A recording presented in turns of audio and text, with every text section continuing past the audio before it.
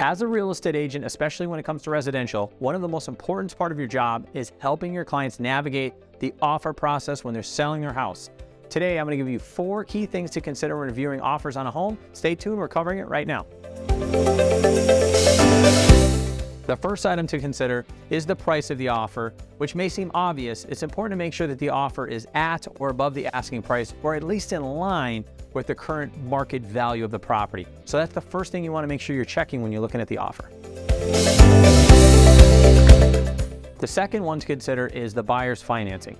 Make sure you're looking for pre-approval letters and it's from a reputable lender. And there's a difference between pre-qual and pre-approved, right? You can go online and get pre-approved very easily. Pre-qual means they have that information, it's been verified.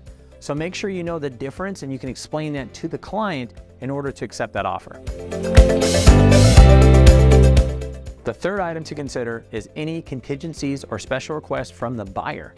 These may include inspection contingencies, closing date requests, even for requests for repairs or upgrades, which are super common.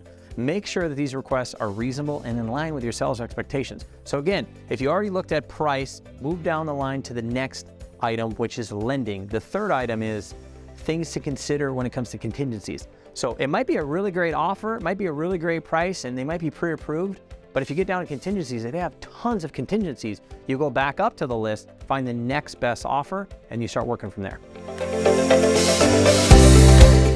The fourth item is to consider the timeline for the closing. It's important to make sure that the buyer's proposed closing date aligns with the seller's needs and timeline. Let me give you an example. The buyer may want to move in April 15th, but the seller doesn't actually move into another house until May 12th. Well, that's not going to work. So you want to make sure that the timelines make sense. If the buyer's timeline is too short or too long, it could cause issues with the sale of the property, and your clients could be displaced or moved out of the property. And again, you don't want somebody to move 2, 3, 4 times. It's easy to look at it and say, it's no big deal, it's just a closing date. The closing date is everything to your sellers, not so much to the buyers, because again, they're taking possession of the property. So in conclusion, as a residential real estate agent, it's important to carefully evaluate all offers.